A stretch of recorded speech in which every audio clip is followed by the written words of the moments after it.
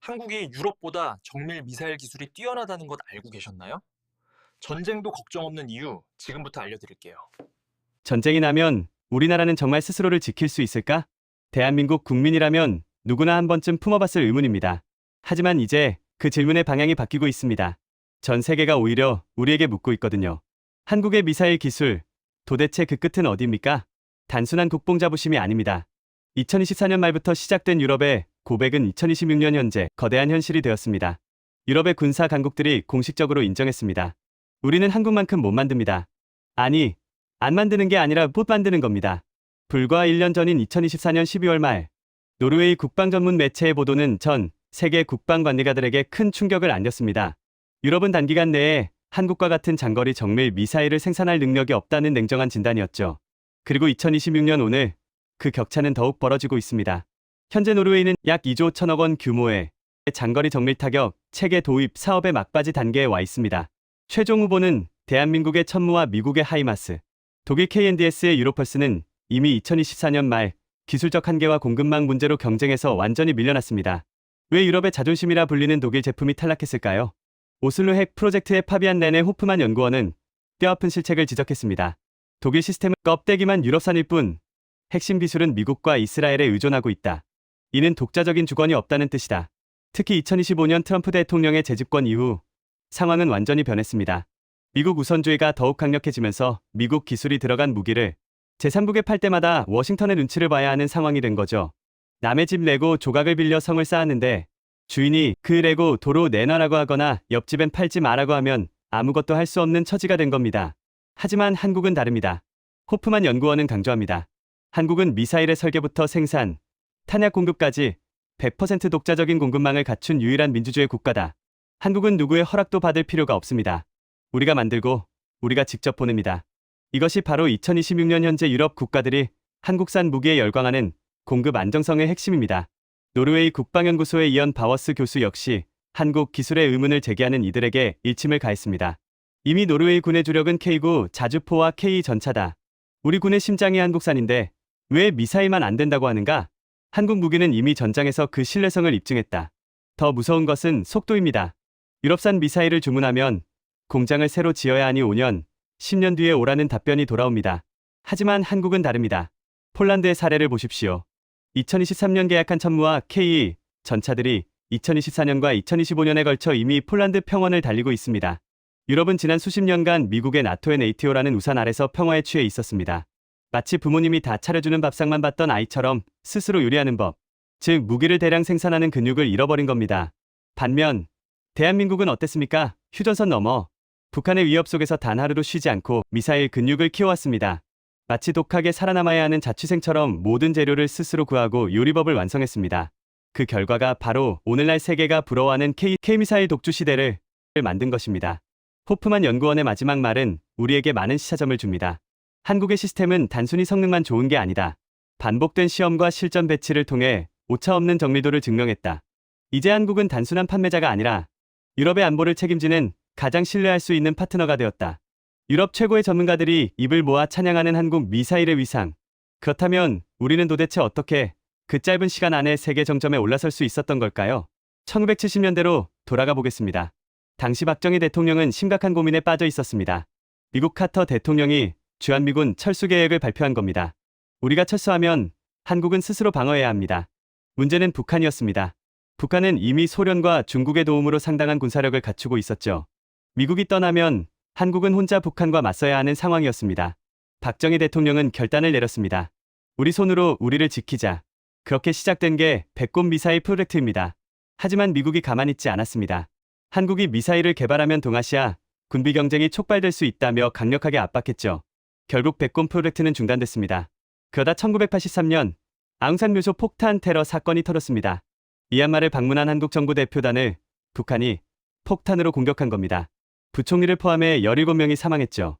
이 사건으로 한국 정부는 깨달았습니다. 북한의 위협은 현실이다. 우리가 우리를 지킬 무기가 반드시 필요하다. 그렇게 현무 미사일 개발이 다시 시작됐습니다. 하지만 여기에도 큰 장애물이 있었습니다. 바로 한미 미사일 지침입니다. 1979년에 맺어진 이 협정은 한국이 개발할 수 있는 미사일의 사거리를 180km로 제한했습니다. 서울에서 평양까지가 약 195km인데 평양도 제대로 못 맞추게 한 거죠. 탄두 중량도 500kg로 제한됐습니다. 왜 미국은 이런 제한을 걸었을까요? 표면적으로는 동아시아 안정이었지만 실제로는 미국의 무기를 팔기 위해서였습니다. 한국이 자체 미사일을 못 만들면 미국 무기를 살 수밖에 없으니까요. 하지만 한국은 포기하지 않았습니다. 제한된 범위 안에서라도 최선을 다했죠. 1980년대 말 현무원이 개발됐습니다. 사거리 180km, 탄두 중량 500kg. 딱 협정 한도 내였죠. 하지만 이걸로는 부족했습니다. 북한 전역을 타격하려면 더 긴 사거리가 필요했으니까요. 그래서 한국 정부는 미국과 끈질긴 협상을 시작했습니다. 북한이 장거리 미사일을 개발하고 있는데 우리만 묶어두면 불공정하지 않냐고 주장했죠. 1990년대 초 제한이 조금 풀렸습니다. 사거리 300km까지 허용됐죠. 현무2A가 개발됐습니다. 하지만 여전히 부족했습니다. 2001년 다시 협상. 사거리 300km의 탄두 500kg 또는 사거리 180km의 탄두 1톤. 둘 중 하나를 선택할 수 있게 됐습니다. 현무2B가 나왔죠. 2012년 또 협상. 이번엔 사거리 800km까지 허용됐습니다. 북한 전역을 커버할 수 있는 거리였죠. 현무2C가 현무-2C가 개발됐습니다. 2017년 탄두 중량 제한이 대폭 완화됐습니다. 사거리에 따라 차등 적용됐는데 800km 미사일은 탄두 2톤까지 가능해졌죠. 현무4가 개발됐습니다. 그리고 마침내 2021년 5월 21일 문재인 대통령과 바이든 대통령이 정상회담에서 합의했습니다. 한미 미사일 지침을 완전히 종료한다. 42년 만에 완전한 자유였습니다. 이제 한국은 원하는 만큼 긴 사거리, 원하는 만큼 무거운 탄두를 가진 미사일을 만들 수 있게 됐습니다. 현무5가 개발되기 시작했죠. 사거리 3000km 이상, 탄두 중량 89톤, 세계 최대 재래식 미사일입니다. 서울에서 3000km면 어디까지 닿을까요? 베이징, 도쿄, 필리핀 마닐라, 베트남 하노이, 괌까지 모두 사정거리 안에 들어옵니다. 42년의 긴 여정이었습니다. 사거리 180km에서 3000km까지, 탄두 500kg에서 9톤까지, 레벨 1 캐릭터가 레벨 100이 된 거죠. 하지만 사거리만 늘어난 게 아닙니다. 정확도, 속도, 다양성 모든 면에서 진화했습니다. 현무 시리즈만 있는 게 아닙니다. 천무다연장 로켓, 극초음속 미사일, 순항미사일 등 다양한 종류의 미사일이 개발됐죠. 특히 천무는 주목할 만합니다. 노르웨이가 탐내는 바로 그 시스템이죠. 천무는 발사 차량 한 대로 1분 안에 로켓 12발을 연속 발사할 수 있습니다. 1초에 한 발꼴이죠. 239mm 유도 로켓은 최장 80km 떨어진 표적을 정밀 타격합니다. 227mm 무유로탄 한 발은 축구장 3배 면적을 초토화할 수 있는 파괴력을 가지고 있죠. 그런데 왜 한국은 유럽보다 더 정확한 미사일을 만들 수 있었을까요? 여기엔 특별한 비밀이 있습니다. 2026년 현재 전 세계 군사 전문가들이 가장 경악하는 수치가 하나 있습니다. 바로 한국의 괴물 미사일이라 불리는 현무5의 정확도입니다. 탄두 중량만 무려 8톤, 세계 최대 수준의 파괴력을 가졌는데도 CEP-원형 공산호차는 여전히 12m 내외를 유지하고 있습니다. CEP가 뭐냐고요? 300km, 아니 1000km 밖에서 쐈는데 목표 지점의 창문 하나를 정확히 뚫고 들어갈 확률이 50% 이상이라는 뜻입니다. 서울에서 쏜 미사일이 평양 지휘부의 특정 집무실 책상 위로 떨어지는 수준이죠. 이게 얼마나 압도적이냐고요? 유럽이 자랑하는 정밀 미사일들의 평균 CEP는 여전히 1020m 수준에 머물러 있습니다. 한국 미사일보다 10배나 더 부정확한 셈이죠. 심지어 중국과 일본의 최신 미사일들도 한국의 이 정밀한 핀포인트 타격 능력에는 혀를 내두릅니다. 도대체 한국만 왜 이렇게 정확한 걸까요? 그 비밀은 바로 미사일의 뇌, 반도체에 있습니다. 미사일이 목표물을 찾아가는 과정은 엄청난 양의 데이터를 실시간으로 계산해야 하는 고난도 작업입니다. 2026년의 미사일은 단순한 폭탄이 아니라 날아다니는 고성능 슈퍼컴퓨터죠. 그리고 대한민국은 세계 최고의 반도체 강국입니다. 삼성전자와 SK하이닉스가 만드는 최첨단 HBM 고대역폭 메모리와 AI, 가속기 기술이 미사일 유도 장치에 녹아들고 있습니다. 여러분이 사용하는 최신 스마트폰의 AI 기능, 자율주행 자동차의 판단 능력이 미사일의 눈과 머리가 된 겁니다. 유럽은 어떤가요? 반도체 장비는 만들지만 정작 미사일에 들어갈 최첨단 AI 칩을 직접 대량 생산하는 나라는 유럽에 단 한 곳도 없습니다. 결국 미국이나 한국에서 수입해야 하는데 2025년 이후 더욱 심해진 자국 우선주의와 수출 통제 때문에 유럽은 구형 반도체로 미사일을 만들 수밖에 없는 처지입니다. 하지만 한국은 반도체 주권을 쥐고 있습니다. 우리가 직접 설계하고 우리 공장에서 찍어낸 가장 빠른 칩을 우리 미사일에 바로 꽂아 넣습니다. 누구의 허락도 필요 없죠. 이것이 바로 기술의 격차를 만드는 핵심입니다. 여기에 K-AI 기술이 활용점정을 찍습니다. 현무5는 AI 기반 자동 표적 인식 시스템 ATR을 탑재하고 있습니다. 미사일이 목표물 근처에 가면 스스로 지형을 스캔하고 딥러닝으로 학습된 데이터와 비교해 목표 건물을 시각적으로 식별합니다. GPS가 먹통이 된다고요? 상관없습니다. 북한의 강력한 재민교란이 들어온다고요? 문제없습니다. 미사일이 눈 카메라로 직접 보고 AI가 저 건물이 맞네 라고 판단하며 끝까지 쫓아갑니다. 마치 인스타그램이 사진 속 친구 얼굴을 기가 막히게 찾아내는 것처럼 말이죠. 여기에 한국이 국산화에 성공한 첨단 링 레이저 자이로 INS 기술까지 더해져 그 어떤 방해 공작도 뚫고 목표를 타격합니다. 마지막 비밀은 한국 특유의 실전형 양산 속도입니다. 유럽 방산업체들은 미사일 한 발을 만드는데 장인 정신을 발휘하듯 수개월을 보냅니다. 하지만 한국은 빨리빨리 문화와 스마트, 팩토리 기술을 결합해 미사일을 마치 자동차 찍어내듯 고품질로 대량 생산합니다. 2024년 말 폴란드와 노르웨이가 경악했던 이유가 바로 이것입니다. 유럽산은 주문하면 5년 뒤에 오는데 한국산은 입금하자마자 배가 출발한다는 말이 괜히 나온 게 아니죠. 2026년 현재 전 세계에서 이 정도 고성능 미사일을 이 가격에 이 속도로 공급할 수 있는 나라는 대한민국이 유일합니다. 절박함이 만든 기술, 그리고 세계 1위 반도체 기술이 만나 탄생한 K미사일. 자, 그럼 이 경이로운 미사일들은 도대체 어디서, 어떤 사람들이 만들고 있을까요? 그 거대한 보안구역 안으로 들어가 보겠습니다. 대한민국의 미사일은 도대체 어디서 만들어질까요? 놀랍게도 여러분이 주말에 나들이 가고 맛집을 찾아다니는 그 익숙한 도시들이 사실은 세계 최강의 미사일 요람입니다. 판교, 대전, 구미, 창원. 이 도시들이 2026년 현재 전 세계 안보 지도를 새로 쓰고 있습니다. 먼저 판교입니다. IT 기업들이 밀집한 판교 테크노밸리 한복판에 LIG 넥스원의 본사가 있습니다. 2026년의 판교는 단순히 소프트웨어의 중심지가 아닙니다. 이곳에선 미사일의 영혼이라 할 수 있는 AI 소프트웨어와 유도, 체계 설계가 이뤄집니다. 삼성, SK와 협력해 만든 최첨단 군사용 AI 칩이 미사일 설계도에 이식되는 곳이 바로 여기입니다. 대전에는 한국 국방의 두뇌, 국방과학연구소 ADD가 있습니다. 현무 시리즈의 모든 설계도는 이곳에서 탄생했습니다. 2025년 성공적으로 시험 발사를 마친 현무 파이프의 개량형 모델들도 이곳 ADD의 연구원들이 밤낮 없이 머리를 맞댄 결과물입니다. 이제 남쪽으로 내려가 볼까요?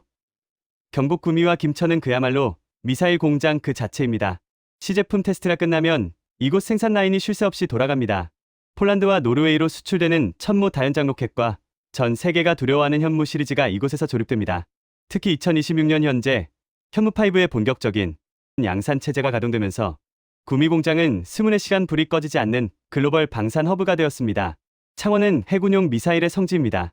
조선업의 노하우와 미사일 기술이 결합해 함대함, 잠대함 미사일이 이곳에서 태어납니다. 여기에 한화에어로스페이스의 심장이 뜁니다. 미사일을 우주까지 쏘아 올리는 로켓 엔진 기술, 그리고 현무를 싣고 달리는 이동식 발사대 TL 모두 창원 기술력의 집약체입니다. 그렇다면 생산 과정은 어떻게 될까요? 1단계는 설계입니다. 군이 이런 성능의 미사일이 필요하다고 요구하면 ADD가 설계를 시작합니다. 사거리, 탄두 중량, 정확도, 비용까지 모두 고려해서 설계도를 만들죠. 이 과정이 보통 5년에서 10년 걸립니다. 2단계는 시제품 제작입니다. LIG 넥스원이나 한화가 설계도를 받아서 실제로 만들어 봅니다. 처음엔 당연히 문제가 생기죠. 설계대로 안 되는 부분도 있고 예상 못한 오류도 발견됩니다. 수정하고 다시 만들고 또 수정하고 이 과정을 거쳐 완성도를 높입니다.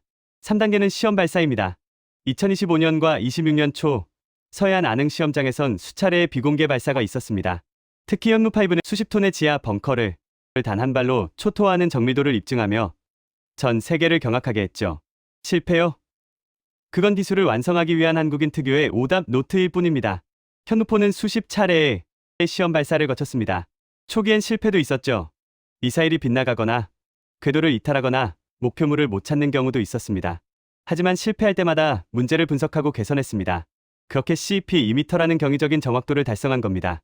4단계는 양산입니다. 시험에 통과하면 군이 정식으로 채택합니다.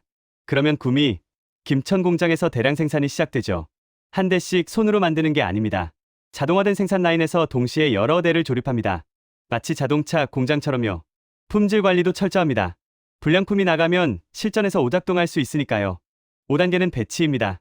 완성된 미사일은 전국의 미사일 부대로 보내집니다. 육군의 미사일 사령부, 공군의 방공포병단 등이죠. 군인들은 미사일 운용 교육을 받습니다. 발사 절차, 유지보수 방법, 비상상황 대처법까지. 현재 상용화 단계는 어떨까요? 현무2는 1999년부터 실전 배치를 했습니다. 25년 넘게 운용되고 있죠. 가장 검증된 미사일입니다. 이미 수천 발이 실전 배치되어 완벽한 신뢰성을 자랑합니다. 천문은 2024년에서 25년 유럽 수출 잭팟의 주인공입니다. 입금하면 내일 배송 시작하냐는 농담이 나올 정도로 압도적인 납기 속도를 보여주고 있죠. 현무3 순항미사일도 2017년부터 실전 배치됐습니다. 지형을 따라 낮게 날아가기 때문에 탐지가 어렵죠.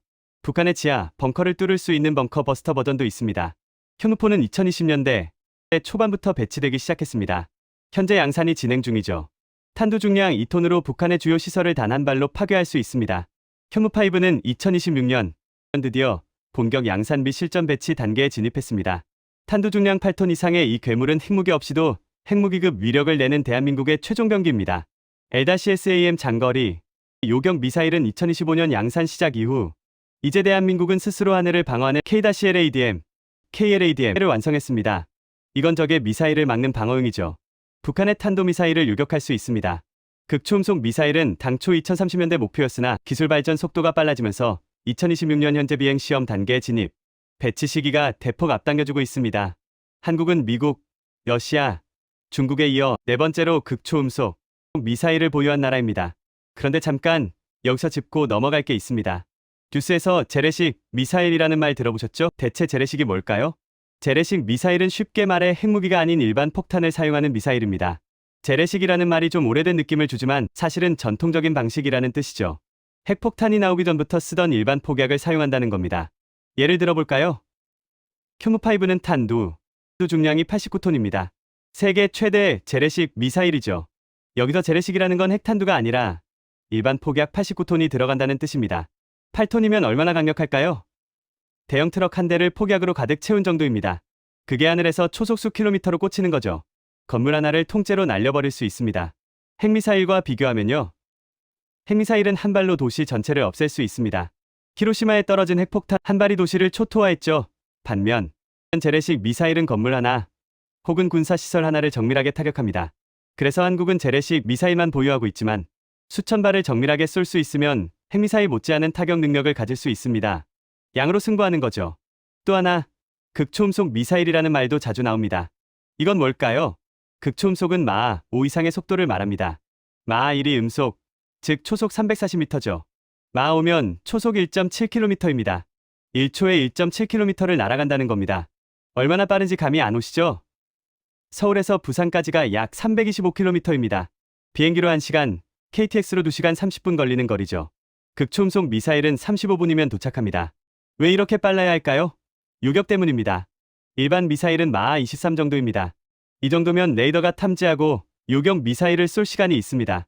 실제로 미국의 패트리어트 미사일이나 이스라엘의 아이언돔은 날아오는 미사일을 중간에서 격추시키죠. 하지만 극초음속 미사일은 너무 빨라서 요격이 거의 불가능합니다.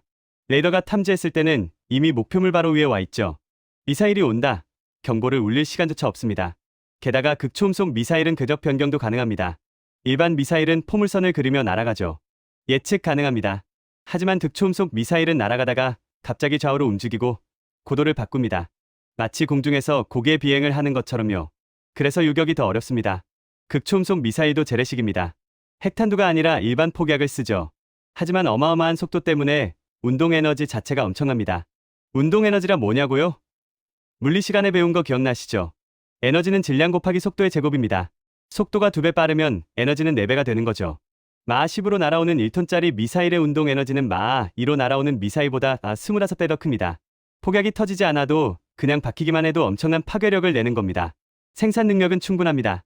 한국 방산기업들은 필요하면 생산량을 2~3배로 늘릴 수 있습니다. 공장 시설이 여유가 있거든요. 전쟁이 나면 24시간 풀가동으로 미사일을 찍어낼 수 있습니다. 유럽은 어떤가요? 생산 능력 자체가 부족합니다. 우크라이나 전쟁이 터지자 유럽이 무기를 지원하려 했지만 생산이 안 따라줬습니다. 포탄도 부족하고 미사일도 부족하고 결국 한국에 손 벌렸죠. 한국은 다릅니다. 평시에도 꾸준히 생산하고 전시에는 생산량을 급격히 늘릴 수 있습니다. 이게 바로 생존을 위해 준비해온 나라의 힘입니다. 그렇다면 이 미사일들이 실제로 팔리는 과정은 어떨까요? 2022년 2월 24일 러시아가 우크라이나를 침공했습니다. 유럽은 충격에 빠졌습니다. 전쟁이 정말 일어나는구나. 70년 넘게 평화를 누렸던 유럽이 현실을 마주한 순간이었죠. 가장 긴장한 나라는 폴란드였습니다. 폴란드는 러시아와 국경을 맞대고 있거든요. 우크라이나 다음은 우리일 수도 있다. 폴란드 정부는 급하게 군비를 증강하기로 결정했습니다. 문제는 무기였습니다. 폴란드군은 대부분 소련제 구형 무기를 쓰고 있었죠. 이걸로는 현대전을 치를 수 없습니다. 최신 무기가 필요했습니다. 폴란드는 먼저 유럽 국가들에 물었습니다. 탱크 몇백 대, 자주포 몇백 대, 미사일 발사대 몇백 대 줄 수 있어? 독일이 답했습니다. 가능은 한데 5년 후에 줄게. 프랑스도 비슷했습니다. 우리도 물량이 부족해서 7년 정도 걸릴 듯. 5년, 7년. 그 사이에 러시아가 침공하면 어쩌라고요? 폴란드는 한국으로 시선을 돌렸습니다. 2022년 7월 폴란드 국방장관이 한국을 방문했습니다.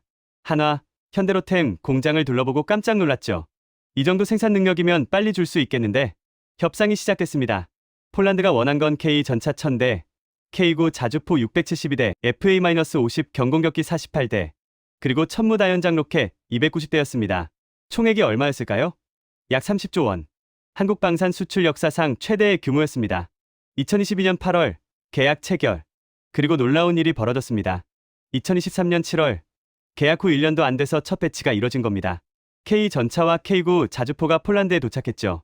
폴란드 언론이 난리가 났습니다. 독일한테 주문했으면 2030년에나 받았을 건데 한국은 1년 만에 줬다. 천무도 마찬가지입니다. 2024년부터 인도가 시작됐죠. 폴란드는 천무를 호마르케이라고 부릅니다. 폴란드어로 바다가재라는 뜻이죠. 왜 하필 바다가재냐고요? 한국 무기라서 K를 붙이고 싶었는데 K로 시작하는 폴란드어 동물 이름이 바다가재밖에 없었답니다. 더 재미있는 건 기술 이전입니다. 한국은 폴란드에 생산 기술까지 넘겨주기로 했습니다. 초기 물량은 한국에서 만들어주고 나중엔 폴란드가 직접 만들 수 있게 하는 거죠. 2024년 폴란드에 한국 폴란드 합작 공장이 세워졌습니다. 여기서 K 전차와 천무를 조립하고 있습니다. 한국 기술자들이 폴란드에 가서 기술을 가르쳐주고 있죠. 왜 한국은 기술까지 넘겨줄까요? 장기적 파트너십 때문입니다. 폴란드가 생산 능력을 갖추면 계속 한국 부품을 사게 됩니다. 엔진, 반도체, 센서 같은 핵심 부품은 한국에서만 공급받을 수 있거든요. 평생 고객을 확보하는 전략이죠. 노르웨이 상황도 흥미진진합니다. 2026년 현재 노르웨이는 약 2조 1천억 원 규모의 정밀 타격 체계 도입 사업을 마무리 중입니다. 한국의 천무와 미국의 하이마스가 최종 결승에서 붙었죠. 그런데 노르웨이 국방 전문가들이 대놓고 한국 편을 들고 있습니다. 유럽은 이미 정밀 미사일 제조 전문성을 상실했다. 공급 신뢰도 면에서 한국이 유일한 대안이다라고 말이죠. 미국 하이마스도 훌륭하지만 2025년 트럼프 행정부 재집권 이후 상황이 묘해졌습니다. 미국 무기는 미국이 먼저 쓴다는 우선주의 정책 때문에 동맹국이라도 순서가 밀릴 수 있다는 불안감이 커진 겁니다. 반면 한국은 정치적 변수 없이 주문하는 즉시 만들어줍니다. 2025년 상반기 노르웨이의 최종 선택에서 한국이 압도적으로 유리하다는 평가가 나오는 이유입니다. 중동의 열기도 뜨겁습니다.